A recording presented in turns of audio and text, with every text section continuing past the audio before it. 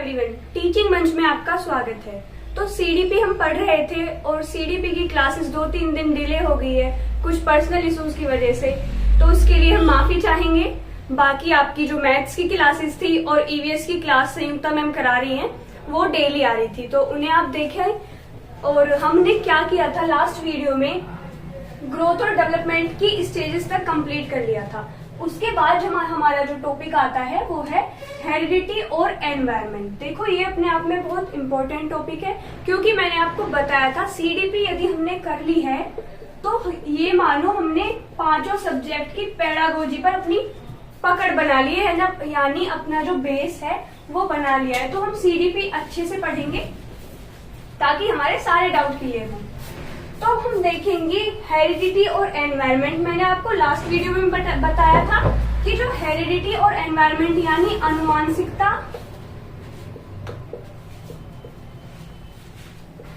और वातावरण,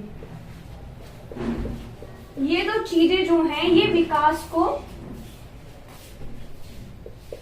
वातावरण, इन दो चीजों से हमारा जो विकास है वो होता है।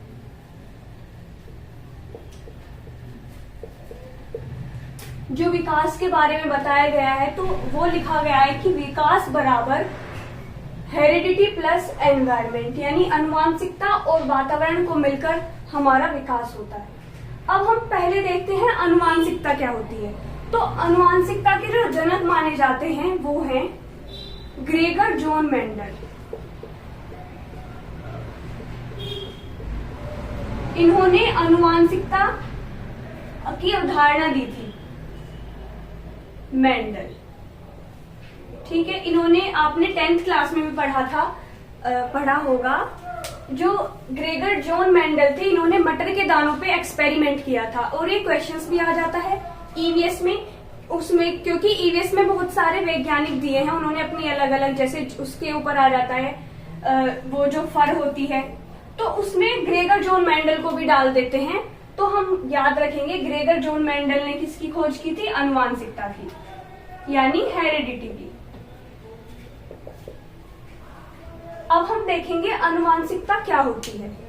जो गुण या जो लक्षण, जो गुणसूत्र हमें अपने माता पिता के द्वारा मिलते हैं, यानी जो गुण माता पिता से बच्चे में आते हैं, वो सारे गुण क्या होते हैं? हेरिडिटी के अंतर्गत आते हैं। जो भी चीज माता पिता के द्वारा बच्चे में आती है उन सभी चीजों को हेरिडिटी के अंतर्गत माना गया है। जैसे कि आंखों का रंग, आपने देखा होगा अगर किसी बच्चे की मम्मी की आंख कोरी होती है ना, तो बच्चे की भी ऐसी होती है। तो आंखों का रंग हमें किससे मिलता है? हमारे माता पिता के द्वारा। बालों का रंग भी, जैसे जो ये इंग्लैंड के होते हैं, इनके ज्यादातर बाल जो होते हैं वो थोड़े भूरे भूरे होते हैं, तो उनके बच्चों के भी बाल ऐसे ही दिखाई देते हैं हमें। तो बालों का रंग, नाक, कान, लंबाई, ये सारी चीजें जो हैं वो हमारी किससे रिलेटेड हैं? आनुवंशिकता से।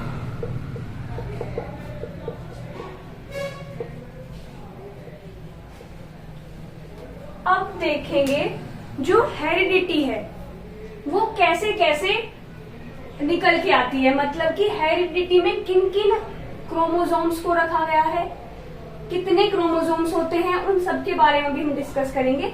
अभी आपने ये समझा कि हेरिडिटी क्या होती है, जो गुण या जो लक्षण या जो क्रोमोसोम्स या जो गुणसूत्र, हिंदी में बोले तो माता पिता से बच्चे के अंदर आते हैं, उन सभी को किसके अंतर्गत रखा गया है? हेरिडिटी के अंतर्गत रखा गया है। अब हम इससे आगे के वो पढ़ेंगे कि जो हेरिडिटी है वो कैसे कैसे ग्रेगर जॉन मेंडल, इन सभी पॉइंट्स को आप अपने नोट्स में लिखते चलें, क्योंकि हर एक पॉइंट्स हमारे लिए बड़ा ही कीमती है, क्योंकि कुछ नहीं पता पेपर में कुछ भी डाल दिया जाता है। अब आप देखो जो गुणसूत्र होते हैं ना, अभी हम पहले हेरिडिटी के बारे में पढ़ते हैं, यानी आनुवंशिकता।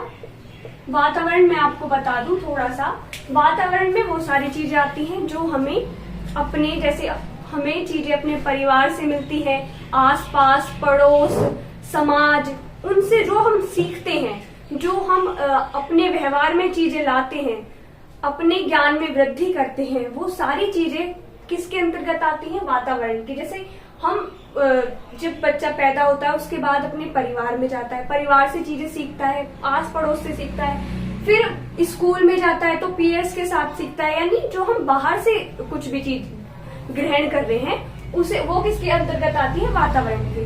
अब देखेंगे हेरिडिटी जो है उसमें कितने मेल और फीमेल के अंतर्गत कितने गुणसूत्र पाए जाते हैं। तो ये वैसे तो होते हैं 46, लेकिन अगर इन्हें पेयर में बोला जाए तो है 23 पेयर होती है मेल में, और फीमेल में भी कितने होते हैं? 23। अब देखो 23 दोनों मिलके 46 हो गए, यानी टोटल कितने होंगे हमारे? 46, और इनकी पेयर हो जाएगी 23। अब आप देखो जो 22 है वो दोनों में इक्वल होते हैं, मेल में भी और फीमेल में भी। इनको क्या बोला जाता है? ऑटोजोम्स। जो 22 गुणसूत्र दोनों में सेम है उन्हें क्या बोला जाएगा? याद रखेंगे, ऑटोजोम्स। और जो एक अलग है, मेल और फीमेल दोनों में,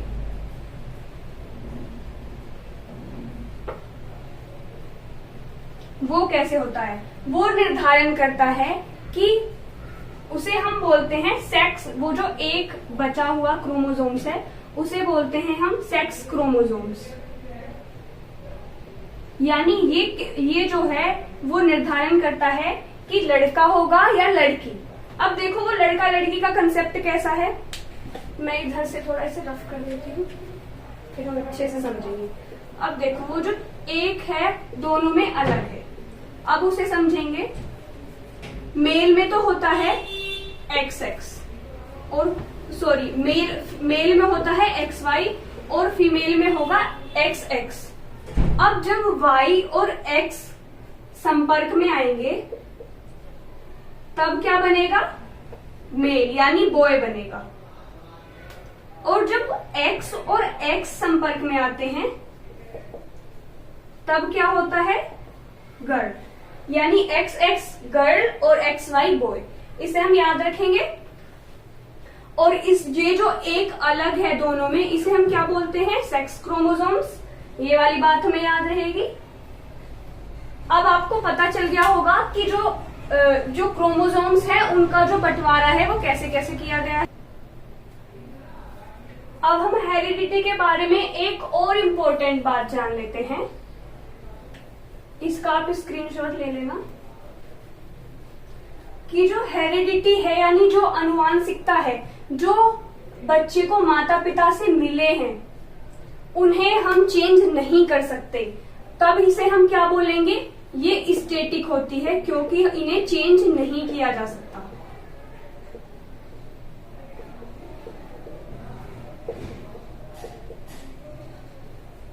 ठीक है, चेंज नहीं किया जा सकता यानी ये हमारी नेचर में है। तो ये किसके अंदर आएगा? नेचर के अंदर। अब जब हम एनवायरनमेंट पढ़ेंगे फिर मैं इन दोनों को आपको डिफरेंशिएट करके दिखाऊंगी कि ये दोनों अलग अलग कैसे हैं। अब देखो जो ग्रेगर मेंडल जी थे, इन्होंने आनुवांशिकता के कुछ नियम बताए थे और वो नियम कितने थे? 3, जो पेपर के अकॉर्डिंग भी और जनरली भी हमें जानना जरूरी है। अब हम पढ़ेंगे लॉ ऑफ हेरिडिटी यानी आनुवांशिकता के नियम।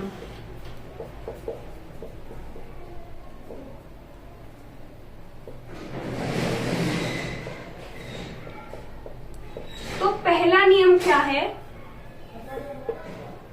पहला नियम है भिन्नता का नियम या समानता का नियम। पहले हम समानता देखेंगे फिर उसे भिन्नता देखेंगे। तो समानता का नियम क्या कहता है कि जैसे माँ बाप होंगे बच्चा भी बिल्कुल सेम वैसा ही होगा। जैसे ये है पेरेंट्स और इनका जो बच्चा है वो इनकी तरह या तो दिखेगा, जैसे कि हाइट हो सकती है, जैसे मम्मी पापा की हाइट जो है वो अच्छी है यानी ठीक है, तो उनके बच्चे की हाइट भी उन्हीं पर जाएगी। जैसे इनका रंग सांवला है तो बच्चे का रंग भी सांवला ही होगा। जैसे इनके बाल, जैसे आपने देखे होंगे वो जो अफ्रीकन होते हैं उनके बाल बहुत भारी होते हैं, तो उनके बच्चे भी, उनके बाल भी ऐसे ही होते हैं। तो समानता का नियम कैसा होता है, क्या कहता है कि जैसे पेरेंट्स होंगे बच्चे भी उनकी कॉपी होंगे। आपने देखा होगा जैसे कोई लड़की है वो बिल्कुल अपनी मम्मी की तरह दिखती है, और जैसे वो मामा के यहाँ या कहीं रिलेटिव में जाती है तो बिना किसी पहचान किए उन्हें पता चल जाता है कि ये उसकी लड़की है। कहने का क्या मतलब है कि वो जो लड़की है वो बिल्कुल अपनी मम्मी की तरह दिखती है। आपने भी कई बार ऐसे लोगों को नोटिस किया होगा। तो वो क्या होगा, हेरिडिटी का पहला नियम यानी समानता का नियम। अब हम देखते हैं ये कितने उसमें हो सकता है। हाइट हो सकती है, उनका कलर ऐसा ही हो सकता है, उनकी आंखों का कलर भी हो सकता है अपने पेरेंट्स की तरह। और कुछ देख लेंगे, जैसे उनकी जो नाक है वो भी ऐसी हो सकती है अपने माँ बाप की तरह। मतलब कि जो गुण, जो चीजें आपको मम्मी पापा या पेरेंट्स से बच्चे में दिखाई देंगी वो कहलाएगा समानता का नियम। अब दूसरा नियम क्या बोलता है कि जो दूसरा नियम है भिन्नता का नियम। भिन्नता का नियम बिल्कुल इसके अपोजिट है। भिन्नता का नियम बोलेगा, लिख लेते हैं सेकंड, भिन्नता का नियम।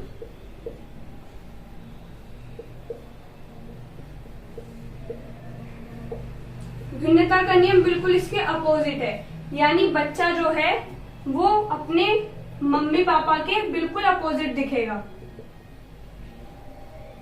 जैसे मम्मी पापा की हाइट लंबी है तो वो छोटा होगा। जो पॉइंट्स हमने उसमें लिखे थे समानता के नियम में, इसमें हम बिल्कुल उसके अपोजिट लिखेंगे। यानी हाइट माता पिता से छोटी हो, उसका रंग, जैसे पेरेंट्स तो हैं भूरे रंग के और वो है सांवला, इसमें भी यानी वो अपने पेरेंट्स से बिल्कुल अलग दिखता हो। उस नियम को क्या बोलेंगे हम, हेरिडिटी का सेकंड लॉ यानी भिन्नता का नियम।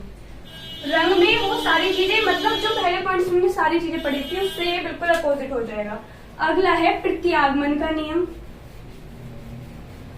अब देखो भिन्नता के नियम में जो वो शारीरिक रूप से अलग दिख रहा था, और जो थर्ड लॉ है इसका प्रत्यागमन का नियम, ये बोलता है कि जैसे माता पिता इंटेलिजेंट है यानी बुद्धिमान है, तो उनकी संतान कैसी हो, मंद बुद्धि। भिन्नता के नियम में हमने क्या पढ़ा था, वो तो भिन्न तो थे वो अपने माता पिता से, लेकिन वो शारीरिक रूप से भिन्न थे। और प्रत्यागमन में क्या बोलता है, ये माता पिता से बच्चा इसमें भी भिन्न है, लेकिन वो है गुणों के आधार पर। तो प्रत्यागमन का नियम किसके आधार पर है, गुणों के आधार पर। इस वाले पॉइंट को हम जो है याद रखेंगे कि प्रत्यागमन का नियम गुणों के आधार पर अलग होता है। जैसे कोई क्वेश्चन आ जाता है कि माता पिता तो टीचर है दोनों, लेकिन उनका जो बच्चा है वो थोड़ा मंद बुद्धि है, तो यह सिद्धांत जो हेरिडिटी यानी अनुवांशिकता है उसके कौन से सिद्धांत से संबंधित है। तब हम क्या बताएंगे कि हेरिडिटी में इस वाले लॉ में क्या होता है, उसके गुणों के आधार पर भिन्नता पाई जाती है। तब हम क्या आंसर लगाएंगे, उसका प्रत्यागमन का नियम। जैसे इसके अपोजिट भी हो सकता है कि माता पिता इतने अवेयर नहीं है चीजों से, लेकिन बच्चा जो है वो है।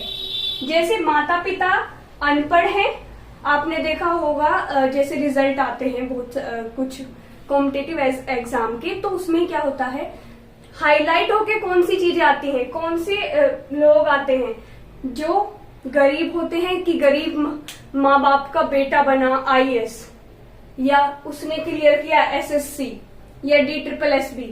तो अब हम उन्हें क्या बोलेंगे कि वो तीसरे सिद्धांत से है, यानी माता पिता जो है इतने अवेयर नहीं है जितना बच्चा हो गया है।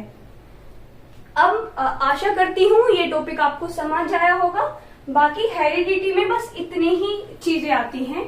हेरिडिटी के लॉ पूछ लेते हैं पेपर में। अब आते हैं हम एनवायरमेंट पे, यानी वातावरण। वातावरण में क्या होता है? वातावरण में बच्चा अपने बाहरी चीजों से सीखेगा, यानी अपने आसपास की चीजों से, आसपास के लोगों से, अपने परिवार से। मतलब वातावरण के अंदर ये सारी चीजें आती हैं। परिवार,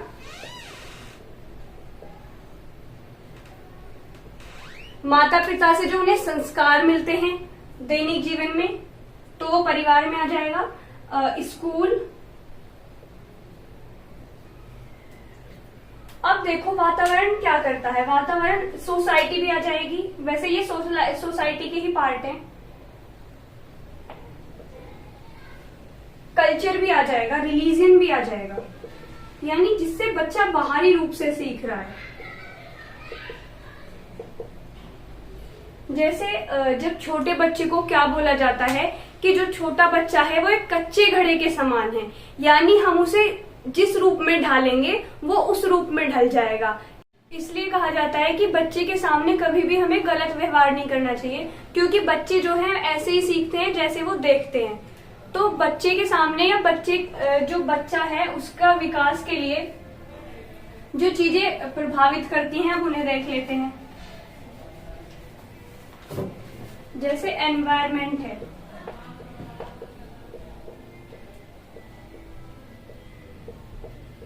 यानी वातावरण। ये क्या है? डायनेमिक है, यानी गतिशील है।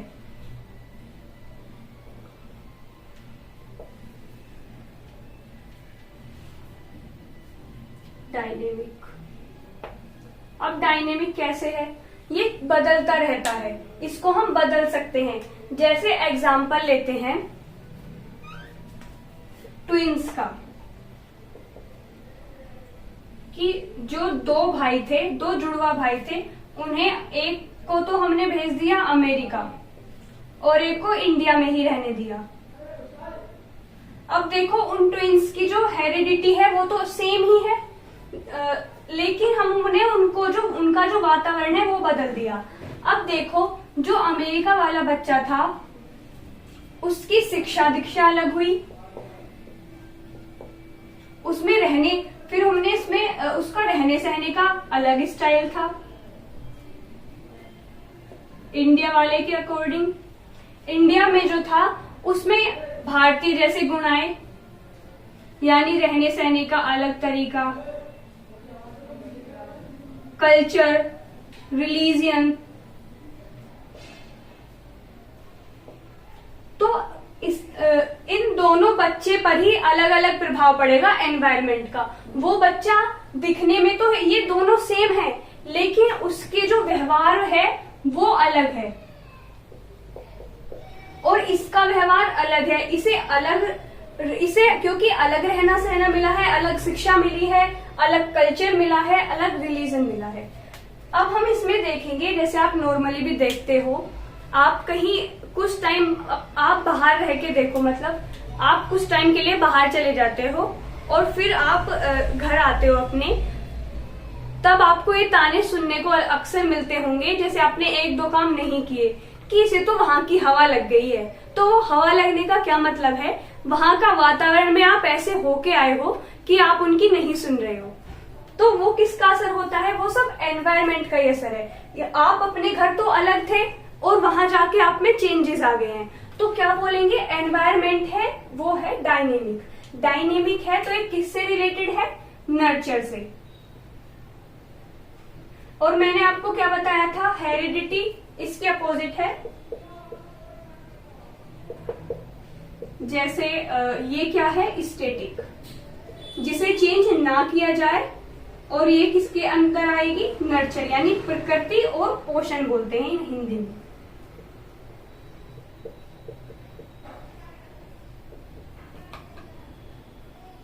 जैसे आप देखते होंगे पहले क्या समझा जाता था, पहले लड़कियों को एक बोझ माना जाता था और उन्हें पढ़ाया नहीं जाता था, घर में रहो, घर का काम करो।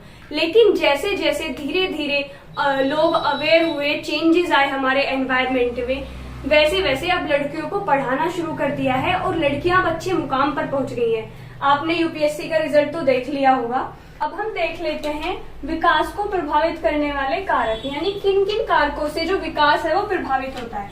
तो एक तो हम कहेंगे फिजिकल फैक्टर्स, यानी भौतिक कारक।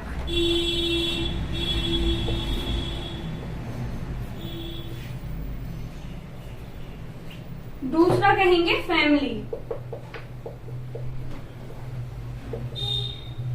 और तीसरे में क्या आ जाएंगे, फैमिली के बाद बच्चा कहाँ जाता है, स्कूल में, और स्कूल में बच्चे को क्या क्या मिलता है, पीयर ग्रुप मिलता है उसका, और टीचर मिलती है। अब हम एक एक करके इन पे नजर डालते हैं।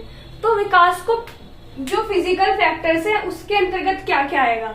अब आप देखो, आप जहां भी रह रहे हो, आपको वहां का वातावरण पता है, आप उसी के ही अनुकूल बन चुके हो, उसमें आपको रहना सहना, कैसे चीजों को करना है, एडजस्टमेंट है, वो सब आपको आता है। लेकिन अब आप गर्मी वाले इलाके में रहते हो और आपको कहाँ भेज दिया जाता है, कश्मीर में रहने के लिए भेज दिया जाता है।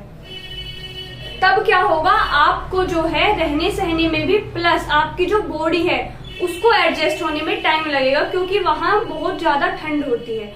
तो विकास प्रभावित करेगा भौतिक कारकों पर। अब आप नॉर्मली देख लो कितनी गर्मी हो रही है अब, और आपकी जो एसी और कूलर के बिना तो बिल्कुल काम नहीं चलता। तो आपकी जो है कुछ दिनों के लिए ये मान लो एसी खराब हो जाती है, या आपका कूलर जो है वो खराब हो जाता है, ठीक करने में कुछ टाइम लगता है। तब आपको उसकी इतनी बुरी आदत पड़ जाती है, उसके बिना आपके पास आपको रहा ही नहीं जाता। तब आप क्या करते हो, उसे सुधरवाने के लिए जल्दी से बहुत सारे कॉल्स करते रहते हो मिस्त्री को। क्यों करते रहते हो, क्योंकि आपकी जो बॉडी है ना वो इतनी गर्मी में रहने के अनुकूल नहीं है। उसे क्या चाहिए, एसी की हवा चाहिए या कूलर की हवा चाहिए। तब क्या है, उससे हमारी जो फिजिकल फैक्टर है प्रभावित करते हैं। ठीक है। अब फैमिली तो विकास करवाती ही है बच्चे का।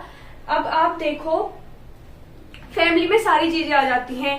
फैमिली से ही बच्चा संस्कार ग्रहण करता है, फैमिली से ही बच्चे में जो सोसाइटी है, जो सोसाइटी को फैमिली, जो मिनी सोसाइटी बोला जाता है फैमिली को, क्योंकि परिवार से ही बच्चा सोशलाइजेशन की प्रक्रिया शुरू करता है, समाज में रहना सहना सीखता है परिवार से ही। तो परिवार से क्या देखा जाता है, आपने देखा होगा, एक बच्चे को जानने के बाद ये पता लगा लेते हैं कि ये किस फैमिली से बिलोंग करता है। अगर कोई बच्चा लड़ाई झगड़ा करते हुए हमें दिखता है, तब हम क्या बोलते हैं, उसे पता लगा लेते हैं कि इसकी फैमिली कैसी होगी। हालांकि ऐसा नहीं भी होगा, उसकी फैमिली अच्छी है, एनवायरमेंट की वजह से वो अलग हो गया है, तब भी यही बोला जाएगा कि इसके माँ बाप भी ऐसे ही होंगे, या तेरे माँ बाप ने यही सिखाया है, ऐसा ही सीखता है तू। तो वो किस में आ जाएंगे, वो सारी हमारी फैमिली में आ जाता है। तब फैमिली हमें डिसाइड करती है कि बनना क्या, एक बच्चा जो है उसका विकास कैसे होगा। इसलिए बच्चे को क्या बोला जाता है, मैंने आपको पहले भी बताया, एक कच्चा घड़ा या कोरा घड़ा माना जाता है बच्चे को, कि हम उसे जैसी आकृति या जैसा आकार उसे प्रदान करेंगे, बच्चा वैसा ही ढल जाएगा। अब आगे देखो, जो विकास है उसकी प्रक्रिया हमारी स्कूल में आती है। ये भी स्कूल में प्रभावित करने वाला कारक है। अगर बच्चे को अच्छे पीयर्स मिल जाते हैं, अच्छे सहपाठी मिल जाते हैं, अच्छे क्लासमेट मिल जाते हैं, तो वो अच्छा बन जाता है। और यदि उसका संपर्क बुरे छात्रों से होता है, या वो अपनी संगति को, मतलब बुरी संगति में पड़ जाता है, तब उसका विकास कैसे हो जाएगा, वो ऐसा ही बन जाएगा जैसे उसके दोस्त हैं। अब टीचर का देखो, बच्चे की लाइफ में बहुत बड़ा रोल है, क्योंकि टीचर को बच्चे के लिए एक रोल मॉडल माना जाता है। तो टीचर के गुण तो आप सब जानते ही होंगे। ठीक है। अब ये हमने क्या देखे हैं, विकास को जो प्रभावित करने वाले कारक हैं। अब हम देख लेते हैं, देखो हेरिडिटी और एनवायरनमेंट का जो ये टॉपिक है, लगभग पूरा हो चुका है, लेकिन आपको कोई भी परेशानी आती है, कुछ भी समझ नहीं आता है, तो आप कमेंट में पूछ सकते हो। हम आपके लिए 24 घंटे तैयार हैं। बाकी क्लासेस तो चल ही रही हैं लगातार। आपको किसी और सब्जेक्ट में भी प्रॉब्लम हो तो आप कमेंट में बता सकते हैं कि हमें ये चीज समझ नहीं आ रही है। अब हमने ये टॉपिक तो कवर कर लिया है। अब हम देखते हैं इससे जो है वो क्वेश्चंस कैसे बनते हैं। अब हम इसके क्वेश्चंस डिस्कस करते हैं फटाफट से। अब मैं आपको स्क्रीन पे शो कर दूंगी कुछ मैंने प्रीवियस ईयर या कुछ इस टॉपिक से जो बन सकते थे वो कुछ क्वेश्चंस लिखे हैं। अब हम उन्हें डिस्कस करते हैं। देखो वीडियो ज्यादा लंबी ना हो इसलिए मैंने इम्पोर्टेंट कुछ ही क्वेश्चंस लिए हैं। जैसे पहला क्वेश्चन है कि निम्नलिखित में से कौन सा मुख्य रूप से आनुवांशिकता से संबंधित कारक है। इसमें ऑप्शन दिए हुए हैं। पहला आंखों का रंग, दूसरा सामाजिक गतिविधियों में भागीदारी, तीसरा ऑप्शन है समकक्ष व्यक्तियों के समूह के प्रति अभिवृत्ति और फोर्थ ऑप्शन है चिंतन पैटर्न। तो इसमें हम क्या लगाएंगे, यानी हेरिडिटी से क्या संबंधित है। तो मैंने आपको बताया था कि जो हेरिडिटी है उससे क्या क्या संबंधित होता है, हमारा रंग, हमारे बालों का कलर, हमारी आंखों का कलर। तब इसमें कौन सा ऑप्शन सही हो जाएगा, option number second, sorry option number first, क्योंकि ऑप्शन नंबर फर्स्ट में क्या है, आंखों का रंग। अब अगला क्वेश्चन देखते हैं कि जो अनुवांशिकता है उसके बारे में बताया गया है कि अनुवांशिकता को डैश सामाजिक संरचना माना जाता है। अब देखो ये क्या, इसमें ऑप्शन दे रखे हैं गौण यानी सेकेंडरी, सेकंड ऑप्शन है डायनेमिक यानी गतिशील, थर्ड है स्टैटिक यानी स्थिर, फोर्थ है प्राइमरी यानी प्राथमिक। तो हम इसमें क्या लगाएंगे, हेरिडिटी जिसे हम चेंज नहीं कर सकते, तो ये क्या हुई, स्टैटिक हुई। तो स्टैटिक कौन से ऑप्शन में है, ऑप्शन नंबर थर्ड। अच्छा मैं आपको एक और बात बता दूं, इसमें ऐसा क्वेश्चन भी आता है, एक तो है सेक्स और एक है जेंडर, ये दो वर्ड हैं। अब जो सेक्स है वो किससे रिलेटेड है, क्वेश्चन में ये पूछा जाता है कि ये किससे रिलेटेड है, आनुवांशिकता से या वातावरण से। तब हम क्या बताएंगे, क्योंकि इसके अंतर्गत क्या बताया जाता है, वही सब कि बच्चे का जो लिंग का निर्धारण है वो कैसे होता है। तो इसमें क्या पता चलता है, इसमें बच्चे का निर्धारण होता है, बच्चे के लिंग का निर्धारण। तो ये किससे रिलेटेड हुई, हेरिडिटी से रिलेटेड हुई, यानी आनुवांशिकता से।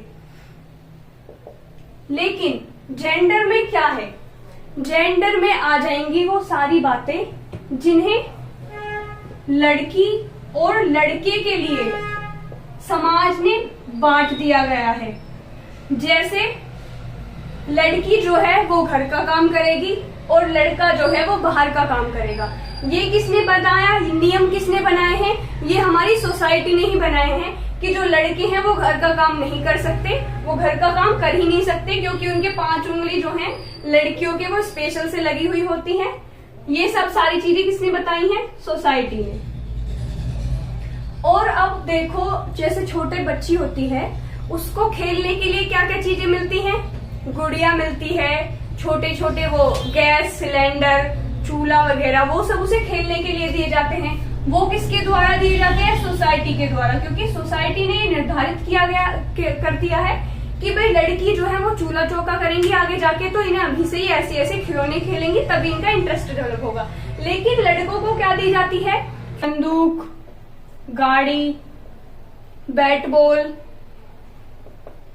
ठीक है। तो ये किसके द्वारा दिए जाते हैं, सोसाइटी के द्वारा। और सोसाइटी किस में आ जाएगी, आ जाती है एनवायरमेंट में। जैसे मुझे अभी एक एग्जांपल याद आ रहा है, हम देखते हैं अक्सर कि यदि कोई लेफ्ट का इंडिकेटर देखे राइट को मुड़ जाता है, तो अक्सर ये बोला जाता है कि ऐसा लड़कियां ही कर सकती हैं या करती हैं। ये कॉमन है, लड़कियों से भी गलती हो जाती है और लड़के से भी गलती हो जाती है, लेकिन हम इसे एक धारणा बना लेते हैं कि ऐसा बस लड़की ही कर सकती है। ये धारणा कहाँ बनाई जाती है, हमारे एनवायरमेंट में बनाई जाती है। तब हम बोलेंगे कि ये जेंडर या लड़की और लड़के का जो कंसेप्ट है वो किसने दिया, सोसाइटी ने दिया। और सोसाइटी किसके अंदर आती है, एनवायरमेंट की। तो ये क्वेश्चन आता है ऐसा कुछ पक्षपात करते हुए, तब हम बताएंगे कि ये जेंडर से रिलेटेड है और जेंडर किसके अंतर्गत आता है, एनवायरमेंट के अंतर्गत आता है। अब देखो ये मैंने आपको बता दिया सेक्स में क्या होता है, लिंग निर्धारण, और ये हेरिडिटी के अंतर्गत आएगा, और ये फिर क्या हो जाएगी, स्टैटिक हो जाएगी। वही सारी हेरिडिटी की कैरेक्टरिस्टिक्स इसमें आ जाएंगी। अब हम देखते हैं इसके अगले क्वेश्चंस जो हम कर रहे थे। तो अब हम अगला क्वेश्चन करते हैं।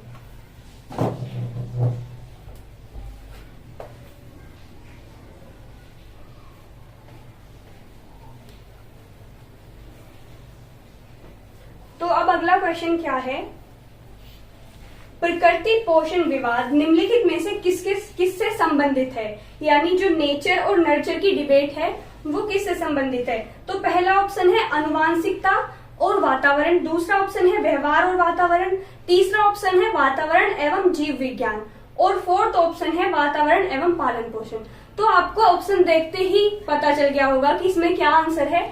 इसमें वैसे तो आपने ठीक लगाया ही होगा, फिर भी बता दूं कि इसमें पहला ऑप्शन वो ठीक है, क्योंकि नेचर नर्चर डिबेट रिलेटेड है अनुवांशिकता और वातावरण से। अब अगला क्वेश्चन देख लेते हैं, निम्नलिखित में से कौन सा अनुवांशिकता का नियम नहीं है। अभी मैंने आपको इसके नियम बताए हैं, 3 नियम बताए थे, एक बार फिर रिवाइज करवा दूं।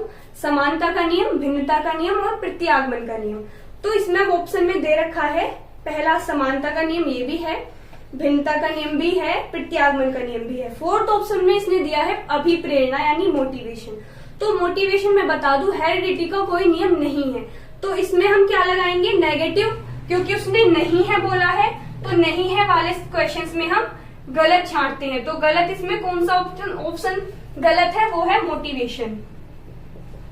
तो इसमें क्या गलत हो जाएगा, ऑप्शन नंबर 4 सही हो जाएगा, क्योंकि ये गलत था। ठीक है, अब इतने ही कुछ क्वेश्चंस थे।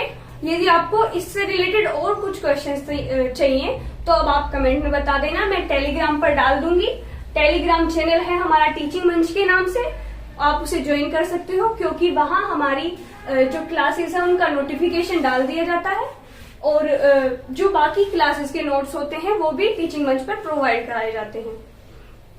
बाकी आपको कोई भी प्रॉब्लम होती है, क्लासेस हम डेली ला रहे हैं, कुछ भी आपको दिक्कत है किसी कंसेप्ट से रिलेटेड, तो आप कमेंट में बता सकते हैं, हम उससे आपकी जो प्रॉब्लम है उसका निवारण करेंगे। आपको यदि वीडियो अच्छी लगी हो तो आप अपनी फ्रेंड्स के साथ भी शेयर कीजिए और उनकी हेल्प कीजिएगा CTET को पार करने में। यदि वीडियो अच्छी लगी हो लाइक करो, कमेंट करो और सब्सक्राइब करो। धन्यवाद।